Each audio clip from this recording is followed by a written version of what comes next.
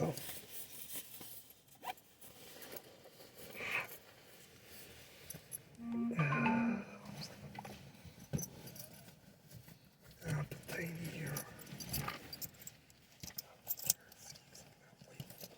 Might be able to do it now.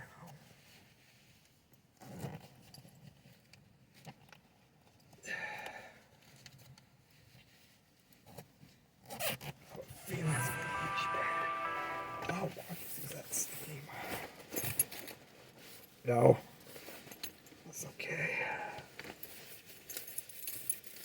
The wallet I just switched. I like the other one.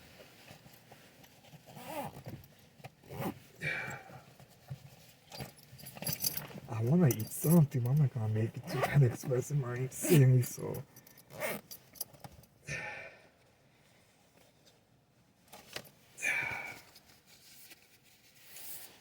Oh, yeah. Wait.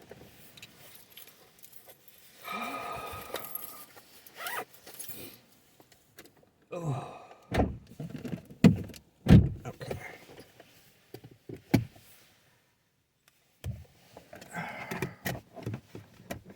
Okay. That dumb woman that I was talking to it, yeah. Oh, I can't. No, sorry.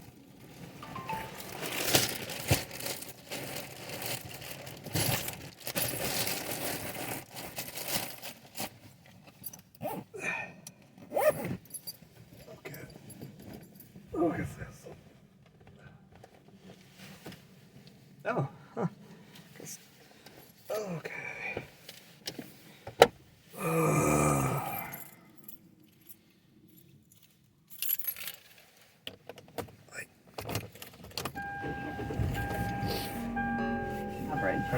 Per year. And now they're going to be paying anywhere from $10,000 to $15,000 a year. And that's on a $1 million house. If you start, there's not a whole lot of $1 million houses left in our area. Most of them, it's just like down here, are even higher than that. So the cost to rebuild is anywhere in our area, anywhere from $400 to $1,000 a square foot, depending on the features of the home. So you can do the math. It's going to cost a lot to rebuild a 3,000 to 5,000 square foot. In the more urban areas, they're paying anywhere from 15 to 40% more, depending on all the coverages that they might have or where exactly they're located in these. They're not only are they paying that much more in premium, they're getting less coverage because policies aren't as benefit rich as the ones that we used to have. And the deductibles, the first dollar, are in the $5,000 to $10,000 to $25,000 range. So where they used to have $1,000 deductible, they're now accepting $10,000 of the risk up front. That's their deductibles now. While we were talking to Chris about the impact of insurance companies leaving, we also had a chance to talk to one of our fans, Mitch Fraser, who reached out insurance, going up significantly. Here is a little bit about his story. Mitch, it's great to have you on. Thank you for coming on. Can you tell us what happened? Your insurance got dropped and you had to renew it, right? Can you tell us the story? Yeah, so I moved, we were renting this house before, and then we decided to move up here. And this is in the foothills just east of Sacramento, south of Auburn, so we're right, just went off on Highway 49. And so we moved up here a little over a year ago when I contacted my insurance agent, and I told them we're moving here. At that point in time, he got back to me and he said, don't change anything. We were renting the house before, we had like renter's insurance. He told me, don't change anything. But then earlier this year, a few months ago, the address on the policy was our old house in the Bay Area. So I contacted the agent and I said, can we change the address on the policy? And she said, it's a renter's policy, we really couldn't. We couldn't have the address as being the property itself.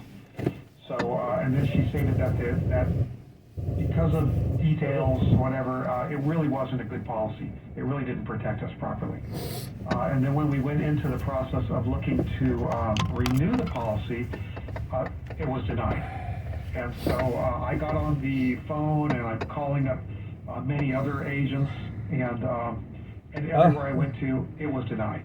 And it turns out that there's a policy of last resort in California, which is the fair. Ay, ay. And I got one quote on that. Sí. No, pues sí. No, pues según no hay tráfico, pero no lo dudo. Pero, no. No, pues sí. No. Say today, farmers, State Farm, and they all said, no, we're leaving California. I'm not gonna make it. And so they had all left California. So that's really kind of how this whole thing started. And talking to the agents, I swear some of them felt like they're about to cry because they had long-term customers that they're trying to service, and they just couldn't get policies for them. In the area where I live in, we also have like community groups, online community groups, and everybody's saying, you constantly see, are you able to get fire insurance or homeowners insurance? And so it really has kind of turned into a really huge nightmare. And then, like I mentioned earlier, I got this letter from the California Fair Plan, and so they rate homes from 0 to 30 for severity and fire risk. My house has a rating of 2, so it really isn't even the carriers. I honestly don't really know what's going on. Why are the carriers just dropping California whole? And how much is your value of your home, roughly? Probably around $450,000. Is that the 56? So your insurance fee is $6,000 just for the I fire, know it's not using and the $450,000. That was the worst. That was the worst one I got. I ended up, because I raised the deduction on it, I was able to get it for just a tad, couple bucks under $5,000. Is what I ended up, what our insurance ended up coming out to. Now, wasn't the fees supposed to be fixed? So this is our commissioner did that. I have to get gas. Keep the rates from going up in the state, right? During the COVID, that's what he wanted to do, right? Why are the rates much higher? So in the property insurance, in order to maintain any type of availability, the commissioner had to allow property rates to increase, so they wouldn't make insurance companies insolvent. And because that's bad for everybody. If companies go out of business, there won't be any money to pay for claims on policies that are tailing, that are left. So if we have a big fire, the potential is that they would have no insurance even though they paid for the insurance.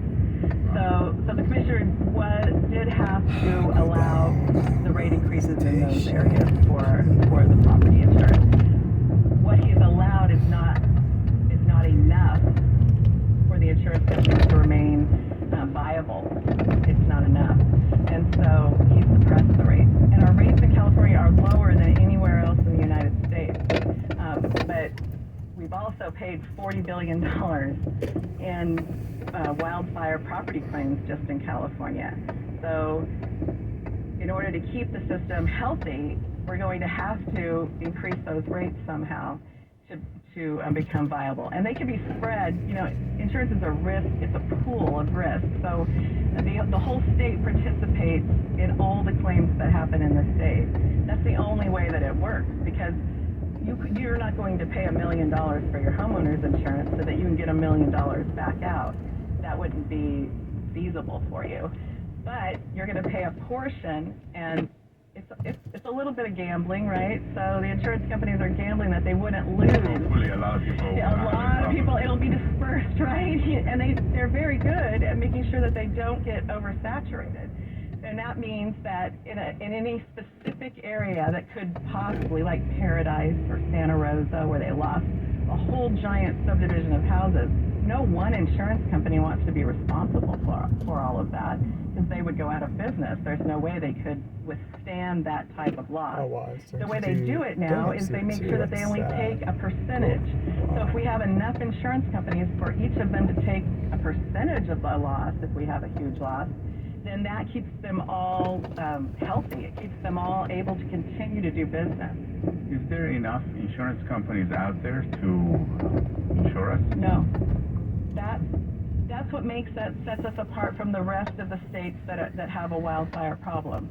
We don't have an availability of insurance companies. So as each one, I keep quoting State Farm because they are the largest, and they have said no more. We're not going to write business in California anymore right now. They're not leaving the state per se because I don't think it's their intent not to come back. They want to come back once they can work it out with our insurance commissioner. Our biggest problem in California, or probably anywhere where we're dealing with politicians, is I don't think, I can't imagine any kids saying when I grow up I want to be the insurance commissioner. I mean, it's not very sexy, it's just like insurance. And so what it usually is, and we've seen this ever since, Prop 103 happened in 1988, and we started electing commissioners, it's been a stepping stone for them to move on to bigger and better things. The Garamendi in the Senate, we could go down the line for all the commissioners and see that they're somewhere else, where they're probably where they wanted to be, and maybe this commissioner wants to be governor. I don't have any idea, but I know that he didn't grow up wanting to be the insurance commissioner. And so his job is to make sure that he keeps, in order for him to remain politically viable, he needs to keep the masses happy. And in order to do that, he needs to not let the insurance company raise the rates to an adequate level. Otherwise, they won't vote for him again for anything, because they'll remember that guy raised my insurance rates. And so that's the problem. That's the problem that we're having in California. And we can't seem to get any of the other legislators on board either. Nobody wants to sign off on something that's going to increase rates, because they're not going to be very popular in their little neck of the woods either with their constituents. And so that's what's made it a political problem instead of a business problem, because that's what it should have been. That's what it should be. We should just be looking at the bottom line. Insurance companies don't pick and choose. They don't know you. They only know the numbers. They have actuaries that determine, how much they have to charge in order to be able to cover the claims that might happen. And so it's not personal. But people, we take it personally when the insurance companies raise our rates or cancel us, those types of things. We're the middleman, so we deal with the public every single day, and they are very angry, and we live in an area where their rates are going up, the 10 times that I talked about. And so you're hearing from the people every day. I've had to institute stress management in my business. I've had to bring mental people get health mad at you guys, right? because they're so angry. Well, they don't have anybody else. You are the face of the insurance We company. are the face, and they can't call anybody else. They're going to get an 800 number, and they call, and nobody's going to talk to them. So they call and talk to us, and we're their punching bag, basically. And it's not just our agency; it's anybody that's forward-facing with the clients. All the agencies and all of the brokers all across the state are dealing with the same thing. They're having to talk with the people and take on the anger, and I totally understand, because they have it. We're at the end, right? Everything that's happened, inflation and all their costs of living have increased from over the past 2 years dramatically.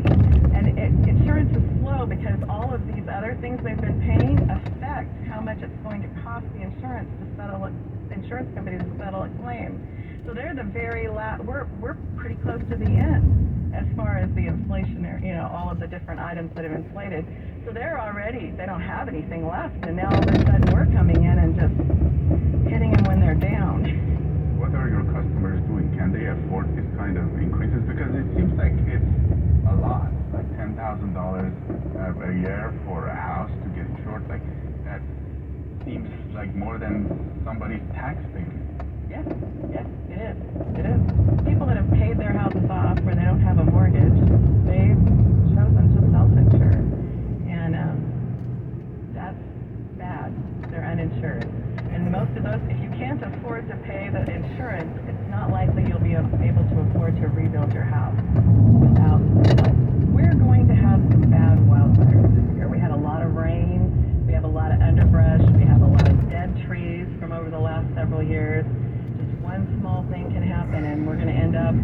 giant wildfires. Our whole state will be on fire, and we'll end up with a huge catastrophe this year. And pretty good percentage in every area is going to be uninsured, and that's going to be very sad. They won't have anywhere to go. They won't have anything left. Your home is typically your largest asset. Sometimes it's your only asset, and there's no way to solve that. That's just what it is. The people that have been able to sell their homes and move out of the state, a lot of people have done that, or they've sold their homes and moved on to smaller units on their children's property, or vice versa. They've had to sell, or they've become renters, or they've moved more into the urban areas because they just can't withstand those types of things, those types of increases. Now, what about the urban areas? The urban areas are increasing, just not at the same rate. We've seen anywhere from 15 to 40%. It just depends on the characteristics of the house, too. If it's a newer house, then the insurance rates are less. It depends on the type of roof, how old the roof is, when the electrical was done. I want to say, pride of ownership, the condition of the home. So they can see things. We have technology now, and so they can see, if you have debris around your house, or if your roof is at the end of its life. They're asking for receipts to show that you've actually updated your home. If you've done those things, then the rate isn't going to impact you as much. But if you haven't, then you're looking at much larger increases. It is going to affect every single Californian that owns property. And in terms of insurance, like the value of having insurance, I come from Iran, where a lot of people don't have we don't have an insurance industry Right. like we do here. And when you lose something, it's gone for good. Right. And what's the value that this insurance industry is delivering to us Californians here? It's allowing regular people, not, the top 1%, to own property. We have to go to the bank because most of us don't have, $1 million to go buy a house just sitting in the bank.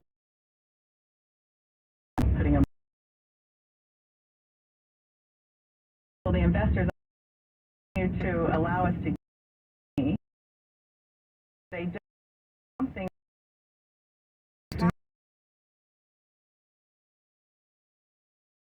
So it's going to basically stop the economy. Not only is this